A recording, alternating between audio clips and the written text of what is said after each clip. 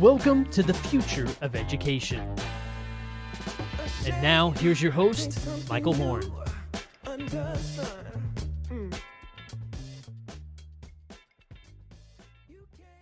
Welcome to the future of education. I'm Michael Horn, and we are here where we are passionate about helping all individuals build their passions and fulfill their human potential. And today, on that journey of learning more about the education ecosystem and edtech startups that are helping enable engagement and so forth, we have Max Leisten. He's the founder and CEO of a company called Protopia, and they offer what they refer to on their website as personalized donor experiences at scale, empowered by artificial intelligence. There's a lot there, I think, that's very interesting. As someone who has been a fundraiser for my alma mater since I graduated, I'm particularly intrigued by this. And Max, first, thanks for joining us. But I'll give my personal vent up front because I think you helped solve it, which is, it's always struck me that, like, you know, when you're fundraising, you have all these mass announcements historically going out to every member of the alumni body. And some people really love green energy and want to give to campus initiatives. Some people probably think it's the devil and don't want to. Other people really get excited about financial aid or research or whatever else. And yet we're broadcasting all these messages historically in a mass way. We're going to get into it in a moment, but my guess is that this is what you're tackling. But I want to just start with your own personal background before we get into what Protopia is. How did you come on this journey to founding this company to start to give these personalized donor experiences? No, thanks, Michael. And I'm extremely excited to be here. Thank you for hosting us. And we probably should come up with a safe word once I start talking, because I'm so passionate about all the things you just mentioned, and in particular the journey that got us to where we are, the company today. So first of all, Max, founder and CEO of Protopia, and that accent is German. So before you're curious, it is German. I came over here a long time ago. My wife's from North Carolina, and that's how we ended over here. And it was a little bit, I think, like most founders, a painful journey. And I advise founders up to this days on when they should start a startup or not. And in most cases, to be honest, I say run while you can, because these are tough journeys. But I worked for a number of decades at SaaS startups, always in the enterprise side, and I worked for higher education, enterprise software, in a product management capability. Always loved working with customers on the problems they solve, and we had just finished raising a Series D for my startup, and we were incredibly burned out. I was burned out. My soul was gone, and because it's really hard to work in a startup. And so I quit my job, and my wife has an impact job. And to be honest, Michael, I got actually really jealous that she managed to make a big difference. And I thought, well, why can't I do something that I feel better about versus, more software? And I went on a big learning journey. My undergraduate degree is in marketing HR. I've always been curious about people's careers. And that was like the last time I felt really good. And why am I doing this? Why did I start my journey on that career side? And I had a lot of lunches with people, and I basically said, tell me a little bit where you're struggling with your career search. And the second stage of the career search is the resume. So most people get feedback on their resume from friends and family. They know it's not good, but because it's not relevant, and in most cases, family will never tell you the truth. So we basically started by taking your resume, sharing it with people that are relevant to you. And I would say, give me feedback, 5 minutes blind for Michael, and I'm going to collate this and share it with Michael. And Michael felt great, right? You would say to me, oh my God, this was amazing. I can't believe they told me the truth. Here's the thing that really sparked where we are. The people I asked to help to give you feedback on your resume called me back, they emailed me and said, where's my next resume? I want to help. This was amazing. I loved it. It was quick. It was blind. And I told my wife saying, I don't know if I'm going to make money with this, but I feel like $1 million. Like I feel like I make a difference in Michael's life and in the life of people that help others. Because behavioral science shows that helping someone actually feels better than getting help. It validates who you are. You feel amazing for a few minutes, and you want to know that your community is there for you when you need help. So it validates a little bit, all the things you've done in your past. So we went on a road trip, looked at the data, and it turns out that one of the greatest affinities why we help others is alma mater. We looked at women reentering the workforce, veterans, people living in the same city. But if we would say, hey, here's a Carolina grad that needs help, not only would you recognize why you should help that person, but in a sense, you also remember that amazing experience you had on campus. You're thinking back to a time where, the world was still amazing. You had so many options. And that combination had people engage at a much higher rate than other affinities that you may have in common with someone. So we went on a road show. I did a bunch of reading, and it turns out that institutions sit on that gold mine of goodwill because your alma mater, you can't wait to help someone that's on the same journey that you're at. And these institutional leaders, when I talked to them, I said, "Wow, you're sitting on this gold mine of goodwill. How are you mining this?" And they started complaining, saying, "Well, we're trying to solve it. We're building platforms, and we don't know why our alum are not coming back. They're not signing up. We want them to help students." And then we talk to students, "Why are you not signing up? Why you're not joining this mentoring program?" And we talk to alumni, "Why you're not helping? What's in the way?" So from a design thinking perspective, we did a lot of exploration of what's in the way of something that comes so natural to us that we all desire, give and get help from each other. And so we built the platform from there. But it was quite a journey, to be honest. And for me, the true north always was, let's make it easier to help each other, because it was totally selfish, to be honest, Michael. It was what makes me feel good and what helps me make an impact. And that guided that journey. It's awesome. And it's interesting listening to you, because obviously your founding story then is very different from what's on the website right now. It sounds like you essentially built a tool that could help alumni connect to each other.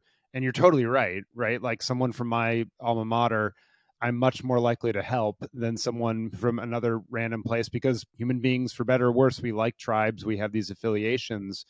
And so it seems like you're unlocking that progress and really helping people connect on their own career journeys.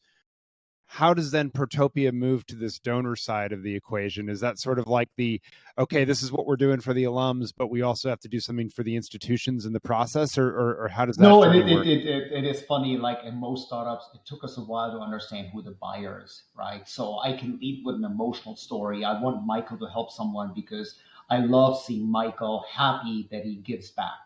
Uh, the funny thing that took us a while to realize, there's a lot of established data that when an alum helps and volunteers, she is 3.5 times more likely to donate money. It's impossible to go to institutions saying you need to connect alumni and students, right? You feel good, but what's the actual benefit to the institution?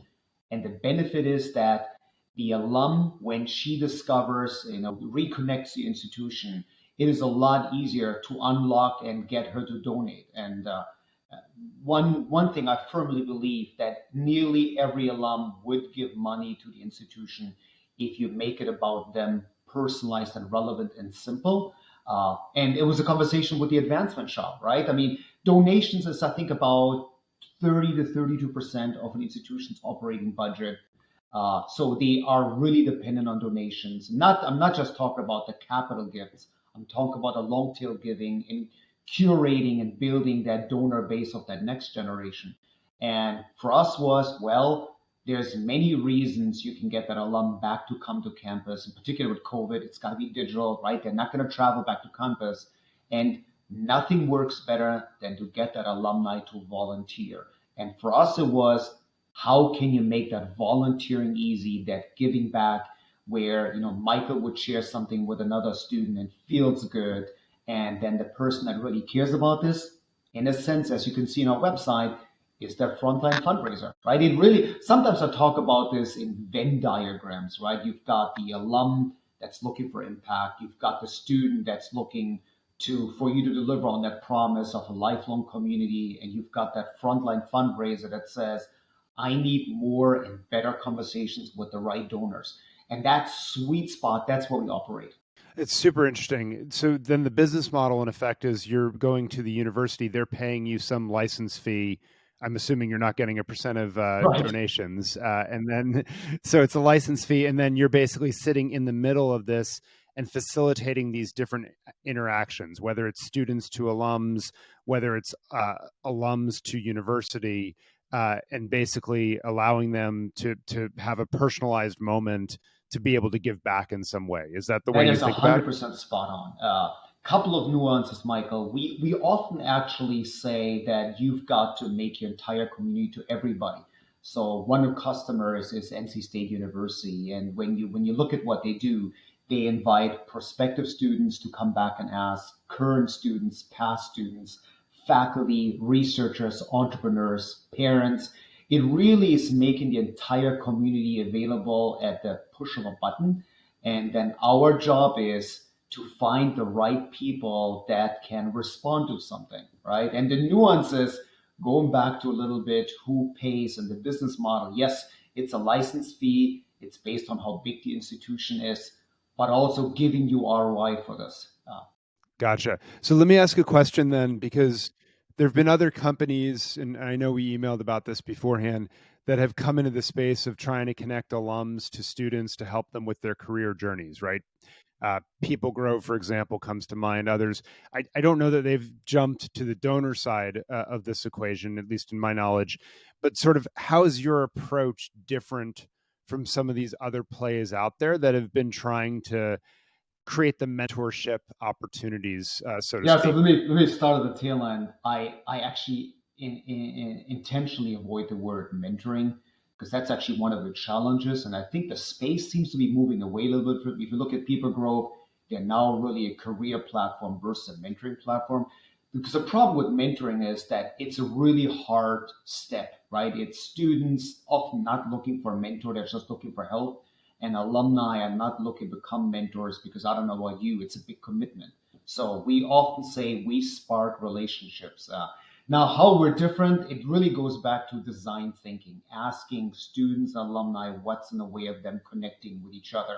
And number one is we're actually not a platform. There are some amazing platforms out there, the Graduate, the Alma Base, the Highbright, the People Grove. But the average professional uses 35 different apps in her day. They're not looking for app 36, right? It's really easy. As you know, we're going to get to the AI part. It's never been easier to build an app. Like I can go to Chat GPT, give it a command in Python saying, build me an app that is great for alumni engagement with some event management and a forum. And 2-3 years from now, it will have that built in an hour.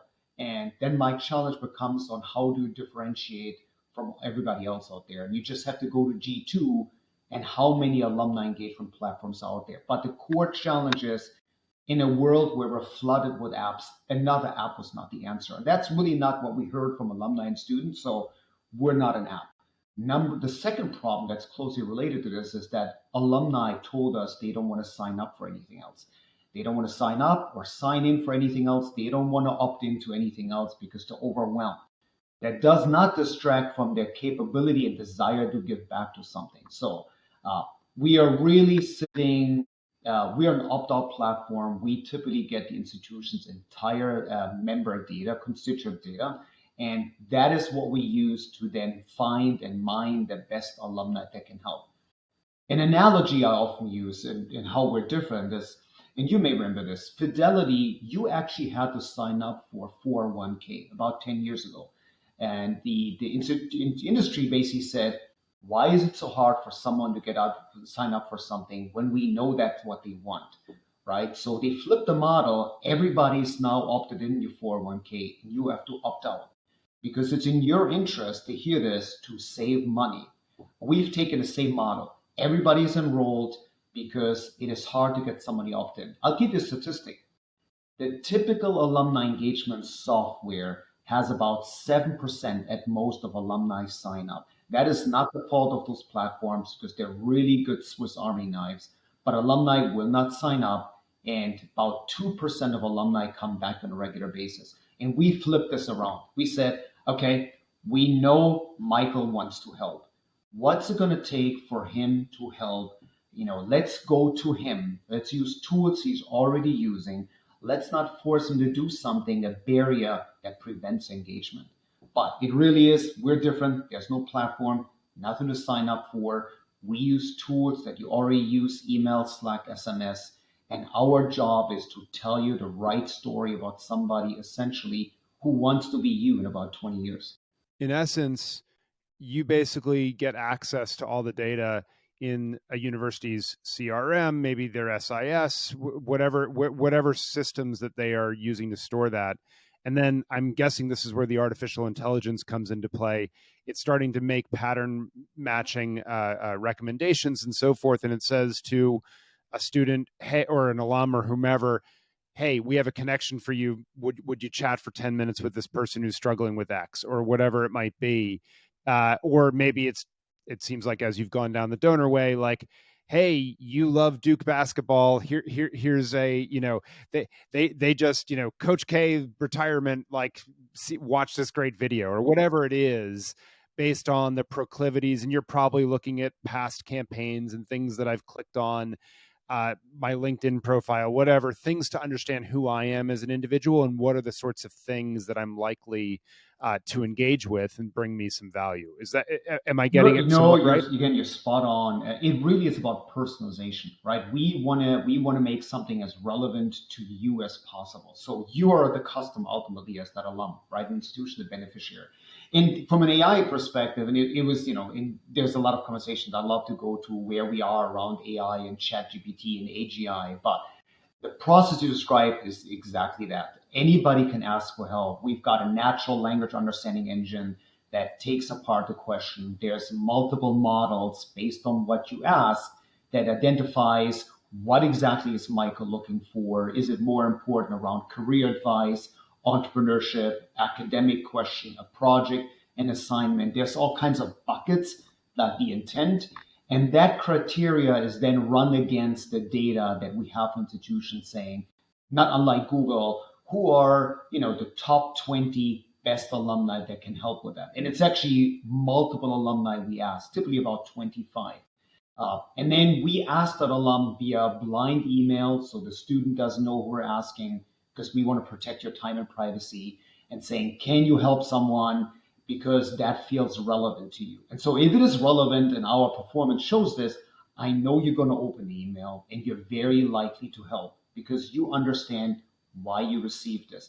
And by the way, Michael, if you can't help, we're going to ask the next alum, right? Because it's not just make it irrelevant to you. You also have to have a way to easily say no. Like there's a lot of conversations we had with alum, why they don't help. And that saying no is so hard, right? If I reach out to LinkedIn to you, Michael, and you have to say no, for a few seconds, you actually think, I cannot be that best person that I think I am, and I'm less likely to help in the future. It was amazing to watch all the dynamics that drive that giving. But this is now then what we learned working with advancement, because they said, well, Max, there's 150, 200 really good alums in New York City, Duke basketball fans, work on Wall Street, amazing careers. I don't really want to talk to all 150, 200 of them. Which ones of those are major gift prospects? Because wouldn't the student be helped if, she gets amazing advice from somebody working on Wall Street and the alum feels great and I get to talk to major gift prospects? So that really is where, we look at propensity and capacity and engagement from a CRM system, say, there is a world where the alum is really relevant, where the student is going to get amazing help, and we get the right fundraiser to have a conversation. So really, to your point, is all that data that the engine looks at. And the engine also, from an AI perspective, looks at the philanthropic goals of the institution. So we often sit down with someone in advancement saying, do you have a campaign running? Do you want to activate lags? Do you want to look at lapsed major donors? We understand this, and that is actually influencing the targeting algorithm that we then apply and how we stack rank and look at everything. And there's other nuances. We really believe about building diverse dialogue. We may look at opposite gender. We may look at clubs you belong to, right? Are you part of the Black Alumni Association? So it really, sometimes I describe it as a team composition. You wouldn't field 20 quarterbacks, and we build really a relevant team that matches all kinds of different goals. So let me ask one other question, because you mentioned the student wants help, right? How do they make that known to you, right? Like how are they asking the question that you realize, hey, Michael's a junior trying to figure out what to do for his summer internship. He has a question that these alums could answer. How do you even get that surfaced, that I have that question? So let me start at we call that a demand gen, right? How do you create demand for alumni? And it varies by institution, but it comes down to campus partnerships. Sometimes I describe what we do. It's like alumni as a service. So you go to the admissions team saying, is there an opportunity to connect prospective students to alumni who can share their amazing career journeys that they have after graduation? And they're going to say yes. How about I make that easy for you, so you not only have the best alum that can help, but you no longer have to ask a fundraiser if you can involve that person. Same thing in the classroom. Some institutions, it's a requirement. So students, maybe even fields that are more introverts like engineering, have to use us so that they learn that networking is the most powerful way to tap that community. Same thing with young alumni. So it comes down to marketing. Some institutions use sandwich boards. They integrate us into digital communication. They have the student president talk about us. Right now, we're in the middle of getting ready for graduation. So they're thinking about how to give that gift of community to graduating seniors. But it really comes down to advancement alumni saying to the entire institution, wouldn't it be amazing if we can give you the best alum to help your constituents at the push of a button? And then we get that question, and like I said, we kind of take it apart and do data mining. Super helpful. So let's get into this last piece then, which is the topic du jour around artificial intelligence, AI. You all have been using it before ChatGPT came out to the public. But I love it's obvious that AI has found a good use case in where you're using it, right? I'd love you to sort of zoom out a little bit and reflect beyond, where you're sitting. What do you think AI's impact on higher education is going to be? Where is it going to be useful? Where is it maybe overhyped? Where are we maybe missing the story, so to speak? Right. So I'll start with a disclaimer for the more technical audience. There is no AI, right? So when most of us say AI, we refer to AGI, artificial general intelligence. And there's a lot of conversations around when we get there. Ray Kurzweil, if you know him, the author of Singularity, said 2029, some thinkers say it's the end of the century. So even ChatGPT just uses large language model. It's not AI, but it's a good term we use. We use it in our marketing, but it doesn't exist yet. It will, and personally, I'm extremely excited. There's obviously ethical concerns.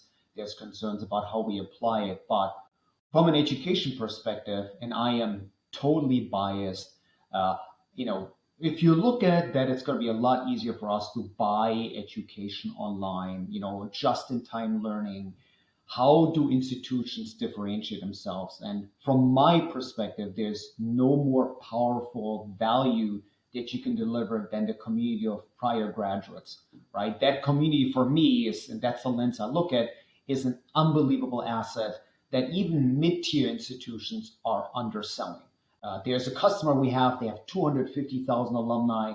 They're, middle 400 or 500 ranked institution. And if you can't compete on the knowledge and, maybe you can compete on the campus value of coming here, having community, you should absolutely compete on that network being the most valuable asset that you can ever bestow upon your graduates, because they open doors, they give advice. So again, I'm a huge believer in this, that AI is going to help you unlock this and make this even more valuable. But from an AI perspective, right, there's a lot of tech companies that apply AI in the classroom. That, as you know, there's a conversation going around, how do I allow ChatGPT when writing essays? I'll tell you a true story. When ChatGPT came out, I have two 16-year-old boy twins, and I was so excited and I demonstrated how they can write an essay, because it's not a matter if you allow it or not. The cat's out of the bag. you now have to teach students how to use these tools to be more competitive. I'm a huge believer in this, and I think the field is changing. So that's one element in higher education. Learn to embrace these tools. I am a firm believer that liberal arts education is going to be more and more important going forward because a lot of engineering, computer science is going to be automated. One of my sons is generating Python scripts via ChatGPT, but it's that critical thinking that's going to be so important, that creativity. And in order to take advantage of those tools, those are going to be hugely important skill sets. So that's what education has to teach. And again, I see that a lot already with customers saying, we're going to teach them that. But I'm personally, I'm extremely excited, not losing sight of all the dangers, but we are going to be in a world where we take advantage of those tools and make it exciting for us. Max, there's some big takeaways from this conversation. I appreciate you having it with us. What some things that I'm going to take away are reducing the friction to letting your community, your alumni, be your biggest asset. And you're right. Look, donor rates have been falling for years at higher ed institutions. Alumni engagement by many measures is at an all-time low on a lot of places.